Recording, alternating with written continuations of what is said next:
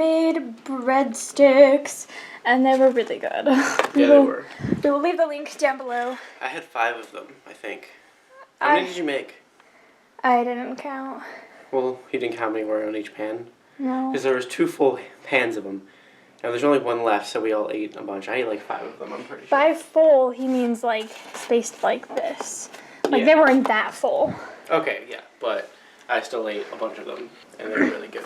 I think we all had a ton. The dinner that she had planned was tortellini, and it was like, there was hardly any of it. There was like a tiny little package, and some of them were moldy. Yeah, and so I just like picked out the moldy ones, threw them away, whatever. We were boiling it anyway, so I wasn't concerned. And unless we all die tonight or throw up tonight, I think we're safe. Anyway, and so she planned that, and then I like came up and looked at it, and I was like, this is enough food for like 1 person, like maybe 2 if one of them's small. And since 4 of us were eating, I was like, we need something else, and so I was just like, breadsticks. I was looking them up. I was like, how fast are these? How long will these take? And they were really fast to make and really short and easy, and so I made them, and they were really good. So good. The only difference is I didn't put Parmesan on them because she doesn't use Parmesan unless it's fresh, and so we have this little grinder over here that we use. And you just stick the Parmesan in the top right there, and voila. You grind it out, and it dries in like 2 seconds and becomes hard. So it still tastes really good, but it's just not what you'd normally have on breadsticks. But we still tried it, and it was good. And yeah, I think I had like 5 breadsticks as well.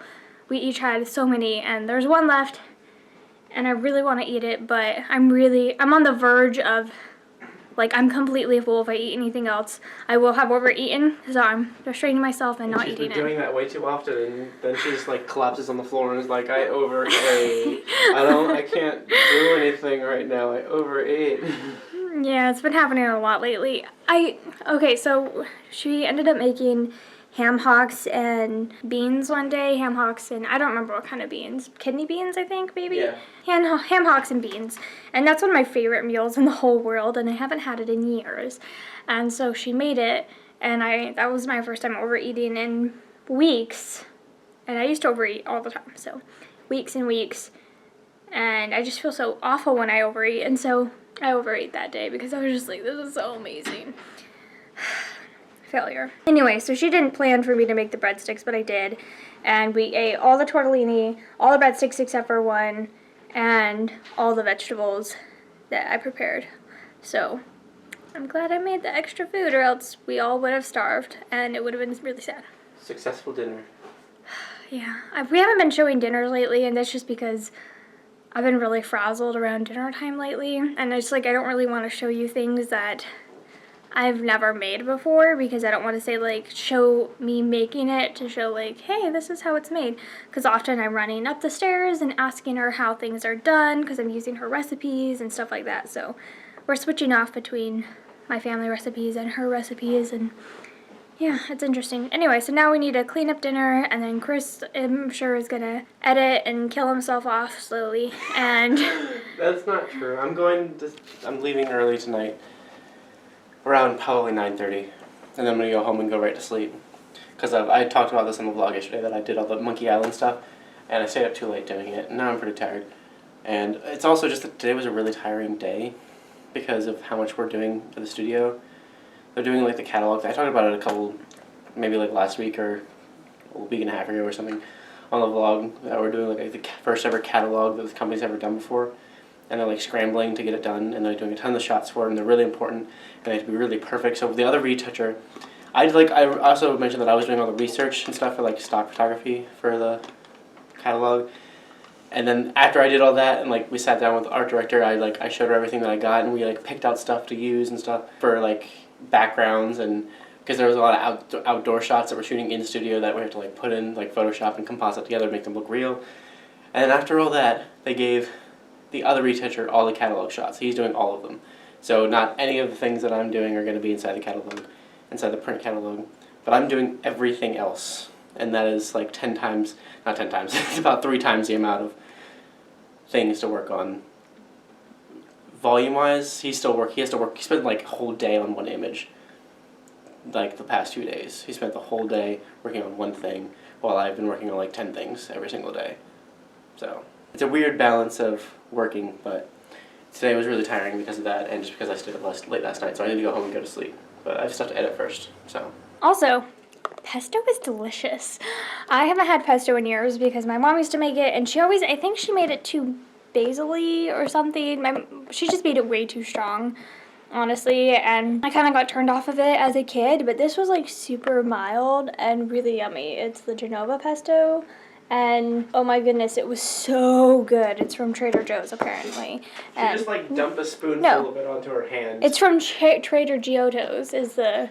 It's Trader Joe's, but that's just the brand name they give to their Italian really stuff. I've never really been to Trader Joe's before. I've been maybe 6 times. I love Trader Joe's, but she was like dumping that stuff on her hand and licking it off. She loved it so much. It's really, really good, you guys. I didn't know. And whenever I think of Trader Joe's, random tangent stories, I apologize in advance. Whenever I'd go to Trader Joe's when I was younger, it was always because of the Shakespeare festival they would have in Redlands every year at the Redlands Bowl.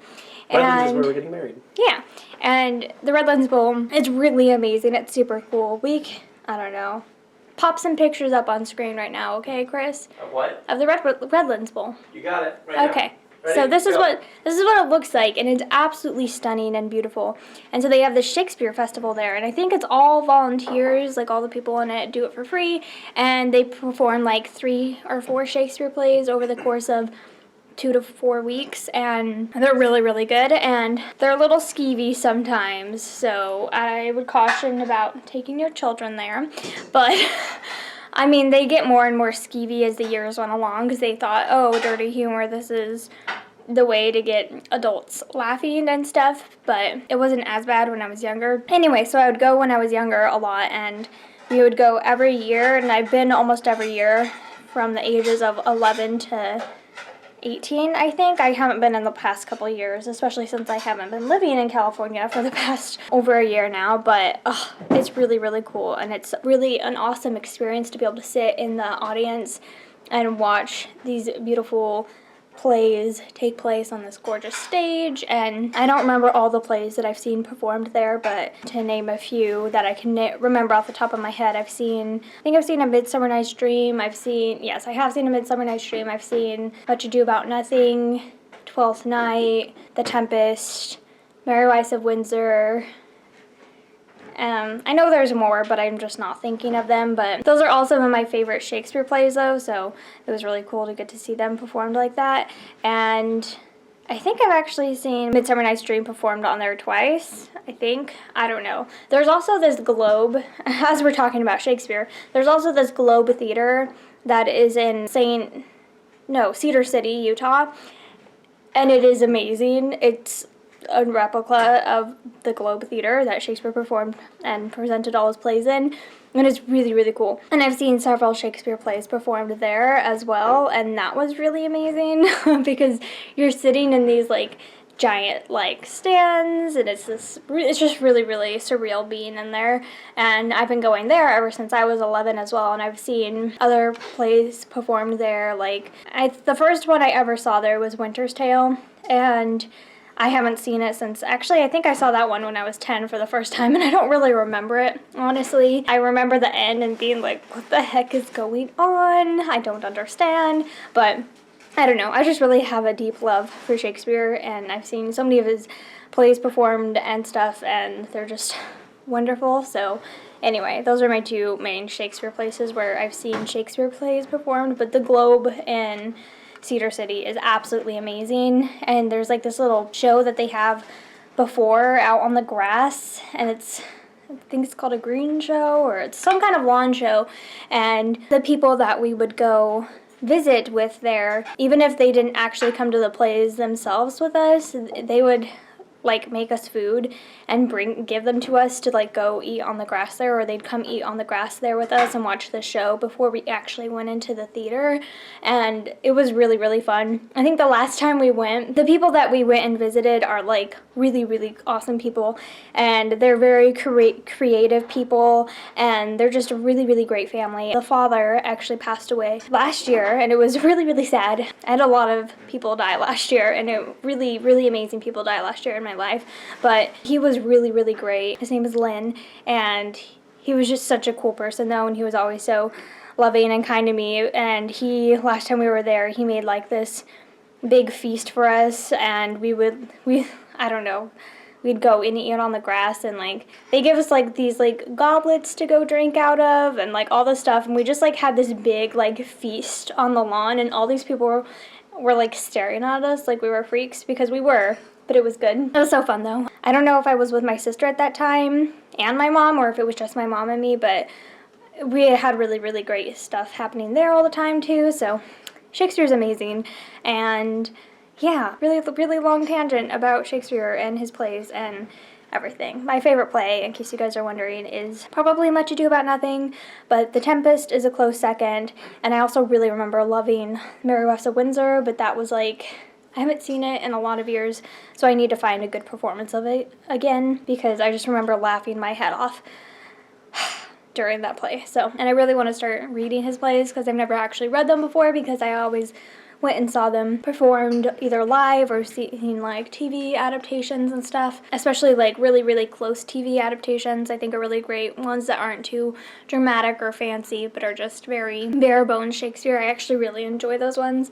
That's how I found my love for The Tempest. I really, really like Shakespeare, but that Globe Theater is amazing. If pictures would have already popped up on screen that Chris would have put in there, but it's the coolest thing. And then also at that same time of seeing those plays, one time I went with my mom, and they sometimes perform plays like across the street at this other theater that isn't actually in the Globe, and I saw a version of Pride and Prejudice performed there. That was fun and silly. It wasn't the most amazing thing ever, but I really liked the actors who played it. I think did a really good job.